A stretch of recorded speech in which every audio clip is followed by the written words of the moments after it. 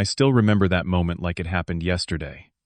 The rush of pride when I closed the deal that pushed our company value to $85 million after 13 grueling years. Walking into my father-in-law's mansion that evening, my chest swelled with accomplishment. Finally, Frank would see my worth. Finally, Amanda would look at me the way she used to. But when my wife and her father exchanged that knowing glance across the dinner table and said those words with cold smiles, I felt my world collapse. Your wife's new husband will take over now. Before I continue this story about betrayal and redemption, let me know where you are watching from in the comments below. Hit that like button and subscribe if you have ever felt undervalued despite giving your absolute best. The journey that led to that devastating dinner began 13 years earlier, when I was just 25, fresh out of business school with my MBA. Back then I was bursting with ambition but short on opportunities, sending out dozens of applications each week with few responses. That all changed the night. I attended a networking event downtown and spotted Amanda across the room.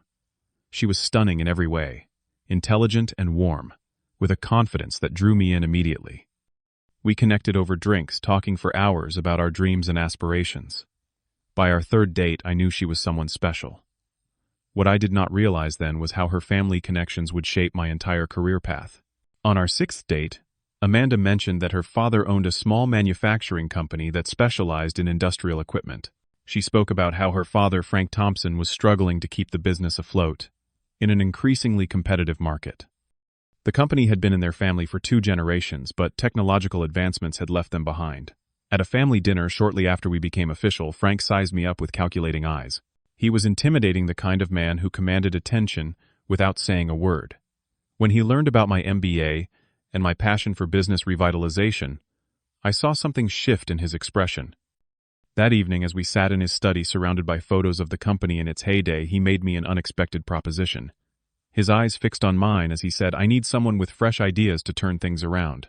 Someone who understands modern business practices. Someone like you, Mario." The offer came with promises of a partnership track and the possibility of eventually taking over the company. Frank painted a picture of me learning the business from the ground up, implementing my ideas, and building something that would last for generations. Something I could one day pass on to my own children. It sounded like the opportunity of a lifetime. What Frank neglected to mention was the true state of the company. My first day at Thompson Industrial Equipment was a harsh reality check. The warehouse floor was outdated with machinery from the 90s.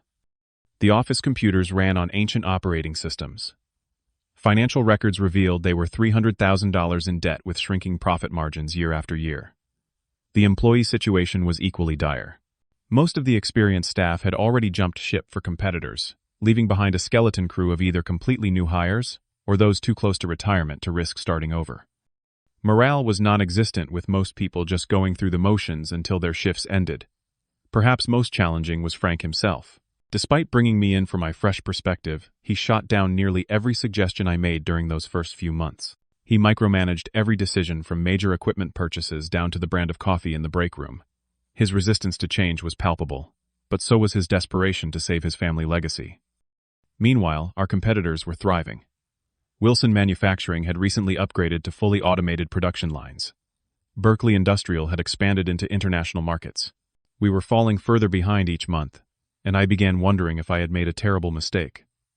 6 months after I started at the company, Amanda and I got married in a modest ceremony. Frank gave a speech about welcoming me into the family, emphasizing how the business would now be my responsibility too. The weight of those words settled on my shoulders like concrete. The following years were a blur of 16-hour days and 7-day work weeks. I would arrive at the office before sunrise and leave long after sunset. I missed birthdays, anniversaries, and holidays. My hair started graying at 28, and the stress lines around my eyes deepened. But slowly, painfully, things began to change. I turned down multiple headhunting offers, with salaries double what I was making. A former classmate tried to recruit me for a VP position at a Fortune 500 company. Each time I declined out of loyalty to what I was building and the promises Frank had made about my future with the company. 3 years in, we finally climbed out of the red. I had managed to secure new contracts by personally visiting potential clients, rebuilding relationships one handshake at a time. I hired young, hungry engineers with innovative ideas for product improvements. We established a modest research department to update our equipment designs. For the first time since I joined, there was cautious optimism in the air. Clients who had abandoned us years ago started returning impressed by our improved quality and modernized processes. Suppliers offered better terms as our reputation for prompt payment spread. We even managed to poach a few talented managers from our competitors, bringing fresh perspectives to our leadership team. Despite these successes, my relationship with Frank grew increasingly strained. Each victory seemed to threaten him rather than please him. When our revamped production line increased efficiency by 30%, he complained about the cost. When I secured a contract with the largest construction firm in 3 states, he questioned whether we could deliver. The tension escalated when Frank started pushing for his nephew Thomas to be brought into an executive position. Thomas had no business experience, having spent his 20s bouncing between acting classes and surf competitions. Yet Frank insisted he had natural business acumen that just needed nurturing. Board meetings became battlegrounds. Frank would undermine my proposals in front of investors. He once called my 5-year growth strategy unrealistic and childish, despite the fact that we had exceeded all previous targets. During one particularly heated argument, he told me I would never understand the business the way a real Thompson would. These professional conflicts inevitably seeped into my marriage. Amanda, once my biggest supporter, gradually shifted her allegiance back to her family. She questioned my long hours despite knowing they were necessary for the company her father claimed to care about.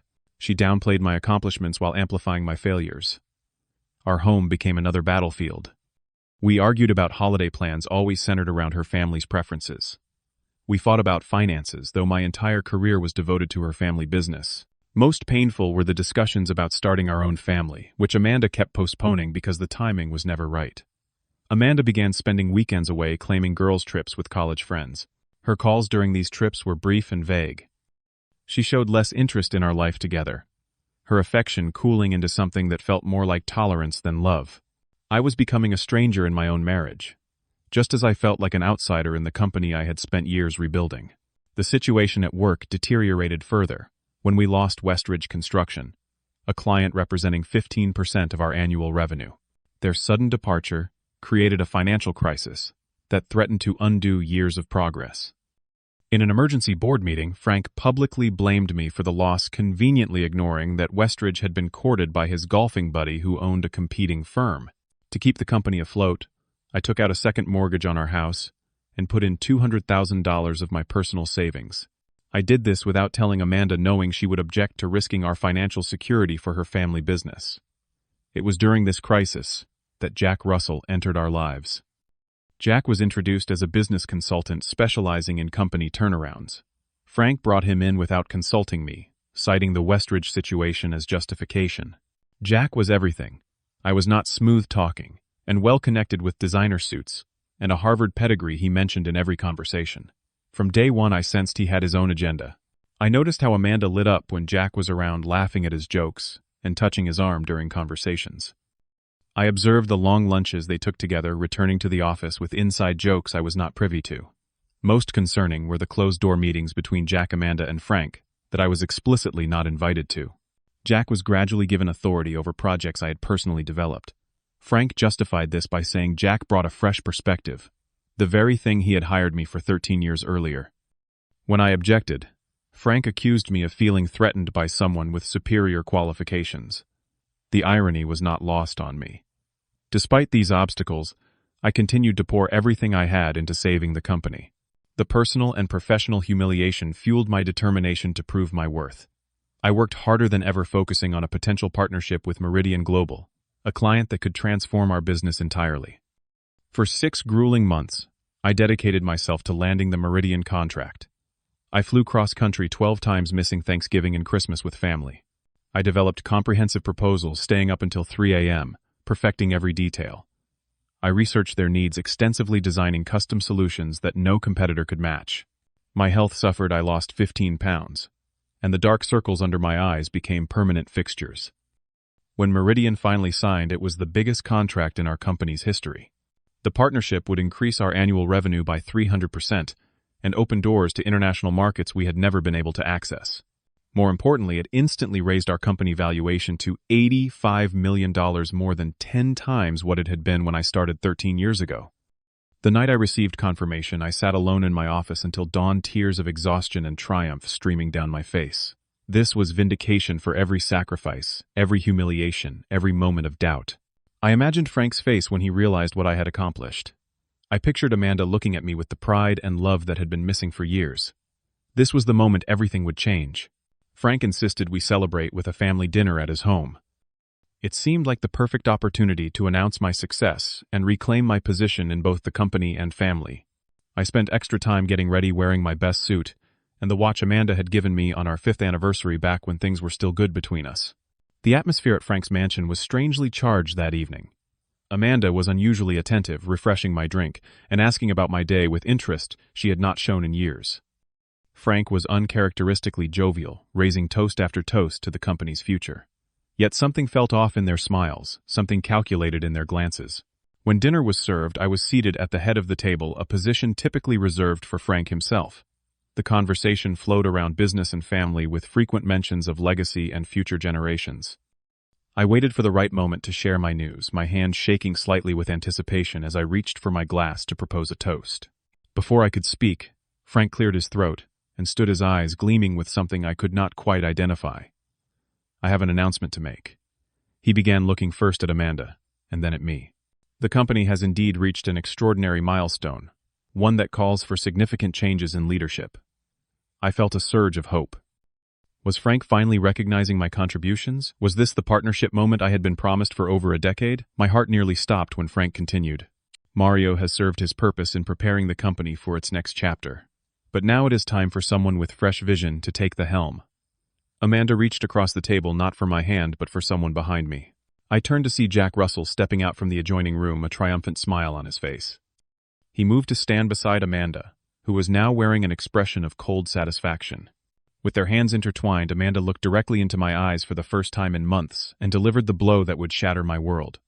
"Your wife's new husband will take over now. We wanted to thank you for making the company valuable enough for us to really enjoy it." The room spun as the full impact of her words hit me. New husband. They had been planning this all along. Every closed-door meeting, every weekend away, every decision to exclude me had been leading to this moment. Jack had not been brought in to save the company. He had been brought in to replace me both professionally and personally. Frank slid a folder across the table containing divorce papers already filled out with Amanda's signature. His voice was businesslike as he explained the terms they had generously decided to offer me 6 months of severance considering my years of service. No shares, no ownership stake in the company I had rebuilt from the ground up. Nothing to show for 13 years of my life. Through my shock, I realized they had orchestrated this announcement to coincide with what they knew would be my moment of greatest triumph. They had waited until I had made the company valuable enough to be worth taking from me. The Meridian deal that I had sacrificed everything for had sealed my own fate.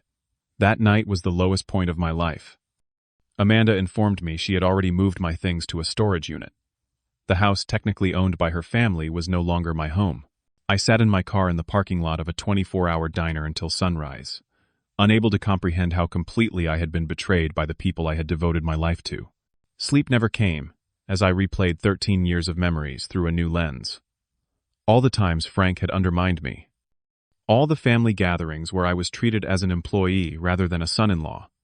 All the late nights Amanda had been increasingly uninterested in hearing about. It had all been leading to this moment, when I had finally made the company valuable enough to discard me. As dawn broke, something hardened within me. I thought about the hundreds of employees whose livelihoods depended on the company. I thought about the customers who had returned because of my personal promises of quality and reliability. I thought about the contracts that bore my signature, the partnerships I had forged with a handshake and my word. Most importantly, I remembered something critical about the Meridian contract, something only I knew because I had personally negotiated every clause. I picked up my phone and made 3 calls to my most trusted team members, to my personal attorney, and to my contact at Meridian Global. I arrived at the office an hour earlier than usual the next morning, my resolve strengthening with each step. The security guard greeted me with his usual friendly nod, unaware of the previous night's events. I went straight to the conference room and sent an urgent meeting request to the core leadership team, the people I had personally hired and mentored over the years. They filtered in with curious expressions, sensing something significant in my demeanor. These were the people who had been in the trenches with me through every crisis, who had witnessed firsthand the transformation of the company under my guidance. Before Frank, Amanda, or Jack arrived, I laid out the complete truth of the situation. I showed them the divorce papers and explained the plan to replace me with Jack, a man who had contributed nothing to our success. I reminded them of where the company had been when I started, and what we had accomplished together. Then I revealed my ace the key clause in the Meridian contract that Frank and Jack knew nothing about. The contract was contingent upon my personal oversight of the implementation. I had insisted on this clause knowing how important consistency would be for such a massive partnership. Meridian had agreed because they were investing in me and my track record, not just the Thompson Company name. My team was outraged on my behalf. The head of engineering, a brilliant woman who had turned down Google to work with me, immediately declared she would resign if I was forced out. The operations director, who had followed me from our biggest competitor 5 years earlier, said the same. One by one, every person in that room pledged their loyalty not to Thompson Industrial Equipment but to me and the vision we had built together. By the time Frank, Amanda, and Jack strutted into the office around 10 a.m., word had spread. The atmosphere was icy as they made their way to Frank's office. Employees, who normally greeted them warmly, suddenly focused intently on their screens. I gave them 30 minutes to settle in to feel secure in their victory, before I requested a meeting in the main conference room. Frank entered with the confidence of a man who believed he held all the cards, Amanda and Jack flanking him like royalty. The shock on their faces when they saw my entire leadership team seated around the table was the first satisfying moment of the day. Frank attempted to take control immediately, announcing that he wanted to introduce everyone to the new CEO, Jack Russell. Before he could continue, I slid copies of the Meridian contract across the table, the key clause highlighted in yellow. As they read it, I enjoyed watching the blood drain from Jack's face. "I should thank you, Frank," I said calmly.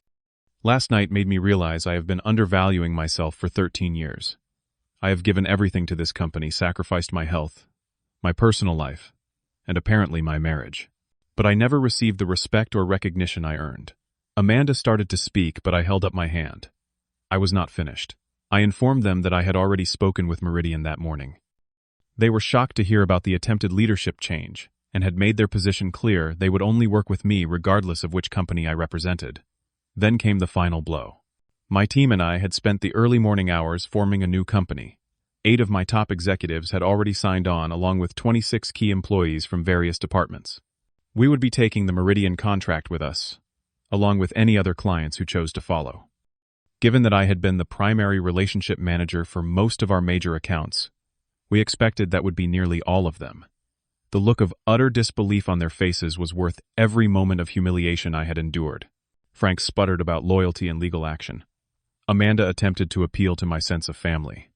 Jack sat in stunned silence, the empire he thought he was inheriting, crumbling before his eyes. My attorney entered the room right on cue, explaining the legal reality of their situation. While they could certainly sue, discovery would reveal how they had planned to cut me out after I had saved and built the company, including Frank's documented pattern of undermining my authority and the suspicious timing of bringing in Jack. No court would look favorably on their behavior, especially with the personal investment I had made during the Westridge crisis, which was well documented. We negotiated for 6 hours. By the end, I had secured a fair settlement, including 20% ownership of Thompson Industrial, that I could sell back to them over time, proper compensation for the Meridian introduction, and a non-compete agreement that worked both ways, preventing them from approaching my new clients, just as I would not approach theirs. As I walked out of the building that evening, employees stopped to shake my hand, many quietly, asking if there would be positions at my new company. I promised to be in touch, knowing I would need a strong team to fulfill the Meridian contract. That night, for the first time in years, I slept soundly in a hotel room, free from the weight of Frank's expectations and Amanda's disappointment. The betrayal still stung, but it no longer defined me. I had reclaimed my power and my future. 1 year later, my new company, Phoenix Industrial Solutions, was thriving beyond my most optimistic projections.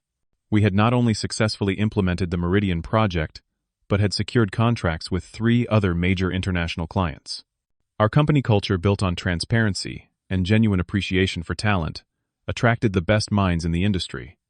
I ran into Frank at an industry conference that winter. He looked older, tired, the strain of the past year evident in the new lines on his face. Thompson Industrial Equipment was struggling, having lost not only the Meridian contract but several other key clients who had followed me. Jack, I heard, was already looking for his next opportunity, the challenge of actually running a company proving far more difficult than swooping in to take credit for another man's work. Amanda had reached out several times, her tone growing increasingly desperate as the reality of her choices sank in. I never responded. Some betrayals cut too deep for reconciliation. The greatest lesson I learned through this ordeal was the true measure of my own worth. For years I had tied my value to Frank's approval, and Amanda's love constantly striving to be enough in their eyes. The irony was that I had always been enough. They simply had not been able to recognize or appreciate it. Today, I lead my company with the confidence of someone who knows exactly what they bring to the table. I mentor young professionals, encouraging them to recognize their own value and never stay where they are not appreciated. And while I remain open to love, I will never again give anyone the power to make me doubt myself. Have you ever stayed in a situation far too long, hoping your value would eventually be recognized? What was your breaking point, and how did you finally stand up for yourself? Share your story in the comments below. If this resonated with you, please hit that like button and subscribe to hear more stories about overcoming betrayal and finding your true worth. Remember, sometimes the greatest success comes after your biggest disappointment. Thank you for listening, and remember, you deserve people who celebrate your victories, not those who wait to profit from them.